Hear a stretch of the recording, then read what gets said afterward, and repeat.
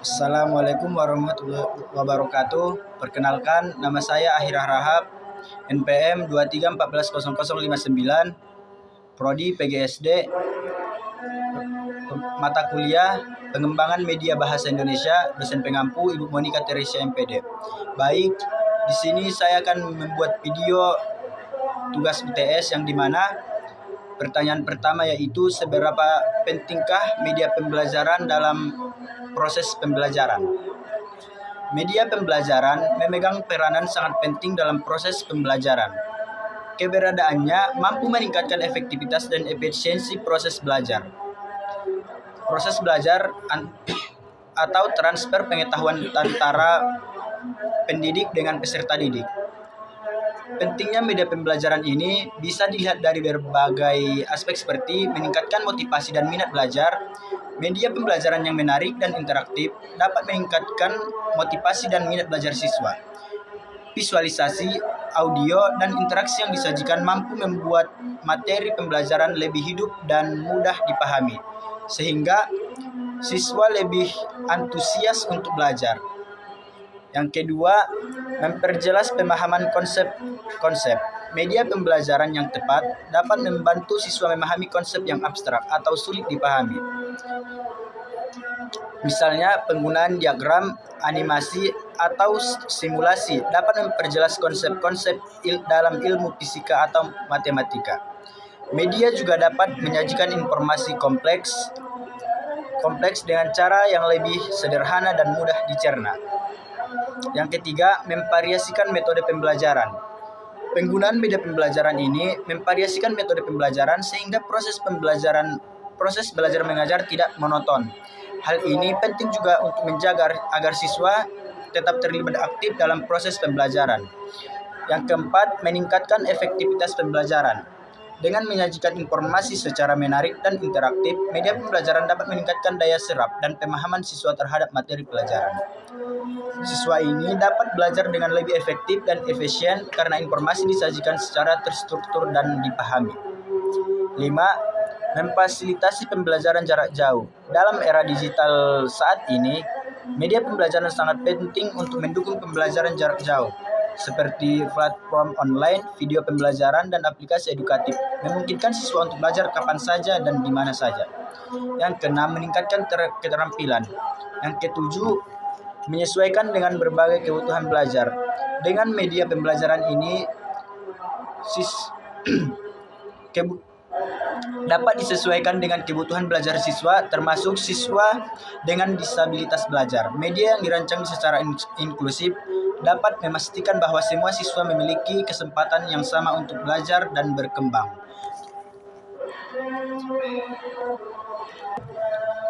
Baik, untuk pertanyaan yang kedua. Untuk pertanyaan kedua ini, yang dimana pertanyaannya ialah apa saja contoh media pembelajaran keterampilan menulis. Jadi untuk contoh media keterampilan menulis yaitu menulis buku teks atau modul. Buku teks yang dirancang khusus untuk mengajarkan keterampilan menulis biasanya berisi panduan, contoh tulisan, latihan, dan soal-soal untuk menguji pemahaman. Modul dapat lebih spesifik, fokus pada aspek tertentu seperti menulis esai, surat resmi, atau cerita pendek. Yang kedua, lembar kerja atau worksheet. Lembar kerja berisi latihan menulis yang terstruktur seperti mengisi titik-titik, melengkapi kalimat, atau menulis paragraf. Berdasarkan tema tertentu, lembar kerja dapat dirancang untuk melatih aspek spesifik menulis seperti tata bahasa, ejaan, atau penggunaan tanda baca. Untuk pertanyaan yang ketiga ini, yang dimana pertanyaannya adalah contoh dari media keterampilan berbicara. Ada beberapa contoh media keterampilan berbicara, yaitu media berbasis teks atau audio seperti naskah pidato dan cerita. Menyediakan teks tertulis yang dapat dibaca dan dipraktikkan pengucapannya.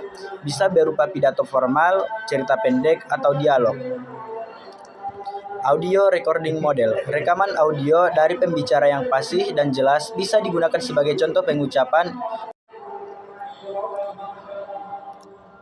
Yang ketiga, podcast atau audiobook. Menyediakan contoh penggunaan bahasa yang baik dalam konteks percakapan atau narasi. Siswa dapat mendengarkan, menganalisis penggunaan kosakata, intonasi, dan gaya bicara.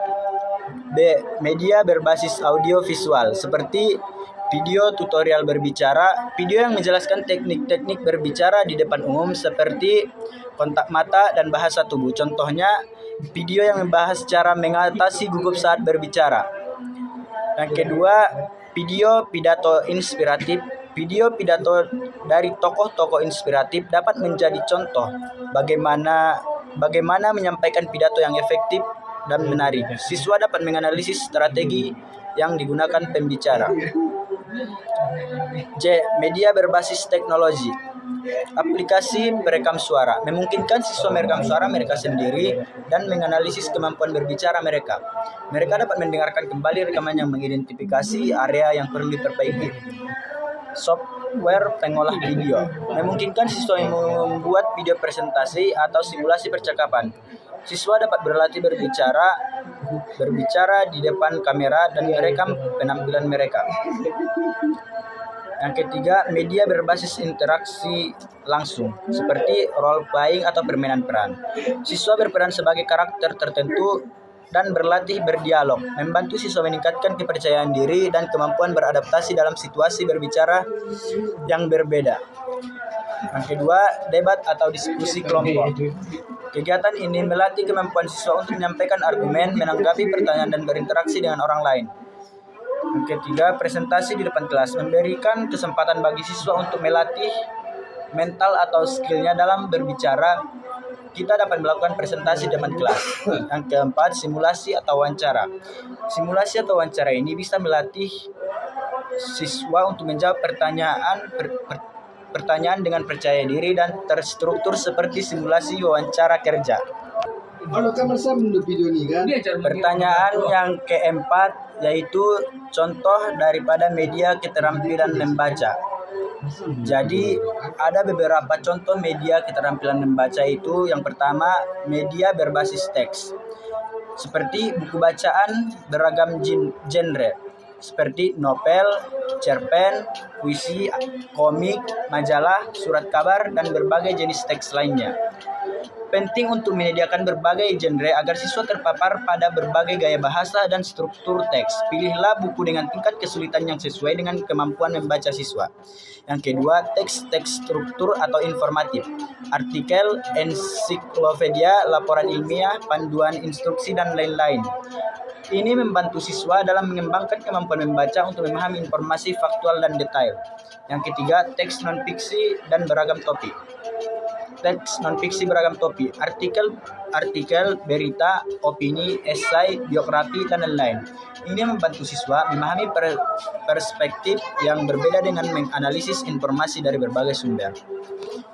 Yang kedua yaitu media berbasis audio visual seperti buku audio atau audiobook. Memungkinkan siswa mendengarkan teks sambil mengikuti teks tertulis, membantu siswa meningkatkan pemahaman kosakata dan pengucapan. Yang kedua, video penjelasan teks. Video yang menjelaskan isi teks bacaan, memberikan konteks dan membantu siswa memahami bagian-bagian yang sulit. Bermanfaat untuk siswa yang membutuhkan penjelasan tambahan, animasi atau video terkait isi bacaan, seperti visualisasi cerita atau informasi dalam bacaan dapat meningkatkan pemahaman dan daya ingat siswa. Yang ketiga, media berbasis teknologi, seperti aplikasi membaca. Beberapa aplikasi menyediakan buku elektronik, latihan membaca, dan fitur-fitur lain untuk meningkatkan pembelajaran membaca. Contohnya aplikasi yang menyediakan latihan membaca per kata atau per kalimat. Yang keempat, media berbasis interaksi langsung, seperti diskusi kelas, membahas isi bacaan, menganalisis karakter, dan mengeksplorasi tema. Yang kedua yaitu presentasi. Siswa mempresentasikan pemahaman mereka tentang teks bacaan kepada kelas. Yang ketiga, drama atau role playing. Siswa memerankan karakter dalam bacaan. Yang keempat, menulis respon terhadap bacaan. menulis ringkasan, esai, atau opini tentang isi bacaan. Untuk pertanyaan yang terakhir yaitu contoh media pembelajaran keterampilan mendengarkan. Jadi ada beberapa contoh media keterampilan mendengarkan, yaitu yang pertama media berbasis audio seperti rekaman audio narasi. Yaitu contohnya cerita, puisi, atau pidato yang direkam dalam berbagai aksen dan kecepatan berbicara. Ini bermanfaat untuk melatih pemahaman kosakata dan struktur kalimat. Yang kedua, rekaman audio percakapan, seperti percakapan sehari-hari, wawancara, atau diskusi. Ini membantu siswa dalam memahami konteks dan nuansa dalam komunikasi lisan. Yang ketiga, podcast edukatif. Podcast yang membahas berbagai topik, baik fiksi maupun non-fiksi. Memberikan kesempatan siswa untuk mendengarkan bahasa dalam konteks yang lebih alami dan beragam. Yang keempat, musik. Lagu-lagu dalam berbagai genre dapat digunakan untuk melatih kemampuan mendengarkan detail, lirik, dan melodi. Analisis lirik lagu dapat meningkatkan pemahaman kosakata dan ekspresi. Yang kedua yaitu media berbasis audio visual seperti video ceramah atau presentasi. Yang kedua, film atau serial TV. Yang ketiga, video wawancara. Mungkin cukup sekian video dari saya. Kalau ada kata-kata yang salah, saya minta maaf. Wabillahi taufiq wal hidayah. Wassalamualaikum warahmatullahi wabarakatuh.